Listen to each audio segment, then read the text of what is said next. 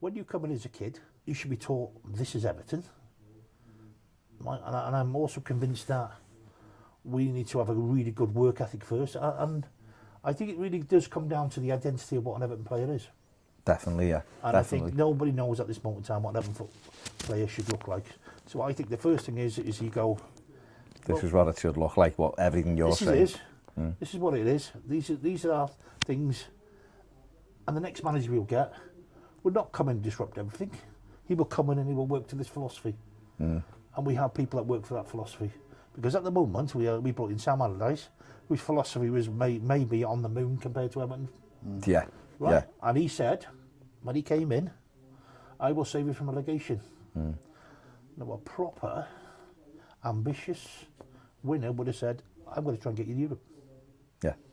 Because we were never going down. Yeah. And everyone, oh God, thank God for that, he's going to save us. We were never going down. But we believed it. David Moyes came out and said, with the money we've got, we're lucky if we finish here. No, we're not, because Leicester won the league. Yeah. So that's a fib. Yeah. Yeah, yeah. Right? And we all bought into it because he was a settled team, and we were told that they all graft, which they did, to be fair to them. And they were a settled team, and they were a strong team, but they won nothing. Yeah. Yeah. And they won nothing. I want someone to come in and go, whoa, no, this ain't happening. Get rid. All I did was out the club, and I think they're starting to do it. We're going to win. And here's the door. If you don't want us to win, go. If you don't want to be here, go. And there's people at that club, I think, at the moment, some of the players, who, if they had a choice, would be gone tomorrow. Yeah. First things first, that should be submitted to the club as his job application. Because, no, I interviewed Duncan Ferguson recently, and I took that from him too. He's even more constrained than you are in that he works for the regime, so he has to go, he's subject to the results. But it was the first time he ever got to sit with him on a one-to-one basis, both on camera and off camera, and that's what I took away from him. Yeah. I know him, he's my brother like you are, he's a very good friend of mine, so I knew all this before he started talking to camera. But it doesn't often transmit what they carry about this club. They feel like us. But our players now, do players now feel like this? Well, you're in a different era. If you were playing now, Nev, after your career, you wouldn't. You know, players now, are they going to be in 20 years coming back to Everton and going, this club and all? I don't see it. I see them on a yacht somewhere on stupid amounts. Let's be honest. I speak to Timmy a lot. It's all about your philosophy as a club. I went into Chelsea's academy, and on the wall here, when Mourinho was there, they had all the players, all the numbers, and the responsibility of every number all along the walls. So everybody that came into that club from a young age knew the responsibility of each player. Right, and I think we've got to decide what an Everton player is as a philosophy. And the only person I ever go back to is Colin Harvey.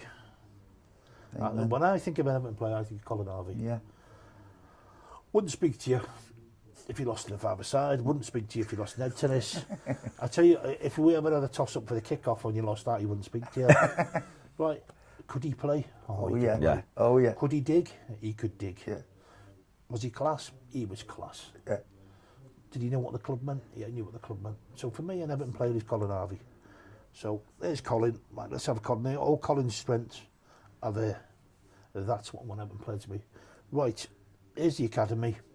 Manage the first team and the reserves. The rest of it we'll take care of, because this is our philosophy. You don't touch our philosophy. When you come into my club as a manager, you work with our philosophy. We don't have any Sam Allardyces. Yeah. Not that there's anything wrong with him. Yeah, he does what he does, yeah. He's another Harry Bassett. Yeah. He's a saviour. Yeah, he is. He goes in somewhere, does a fantastic job, gets him out of trouble, and then moves on. Yeah. And I think that's why I like Joe, because Joe broke that mould, because Joe won the FA Cup. So I think he did really, really well on that. But then you've got to look deeper and go, right, okay, so the academy's got to be run on a separate basis because of the philosophy of the club. So everybody's got to be in that academy. Boom, done. First thing is you work hard. Yeah. Because when I look at Ronaldo and I look at Messi, why do they stay at the top? Why are they the best players in the world? Nobody works harder. Because they have got talent, undoubted talent. But if it's good enough for them, it's good enough for everyone that comes through this door. Yeah. So you do that. Then you've got to decide, let's have a look how we get our next manager. Because they'll become our next manager. Do we employ Colin and Joe and say, right, let's pick 6 names that we think would suit this philosophy of this club, and you go and investigate the 6 people. So always we know that we've got 6 people that we can get. Yeah. Then we go, right, let's have a look internally. Do we believe David Unsworth could do a job for us? Right? If he can't, then he's got to either stay where he is or you get rid of him. Yeah. If he can, then he's wasting his time at the end of 23s. So we've got to loan him out to another club. Yeah. And then we've got to pay his wages and we've got to stick some of the 23s with him. Yeah. Duncan. Can Duncan manage a club? I'm sure Duncan can manage a club because Duncan is not what you see. And that, to be fair, Duncan reminds me of Jeremy Corbyn. Because everybody I've known who spoke to Jeremy Corbyn thinks he's fantastic. Does he come across well on the television? No. He dresses the same as me. So, do you know what I mean? So, there's things that Jeremy Corbyn comes across as same as Duncan. They don't know what Duncan's about. Yeah.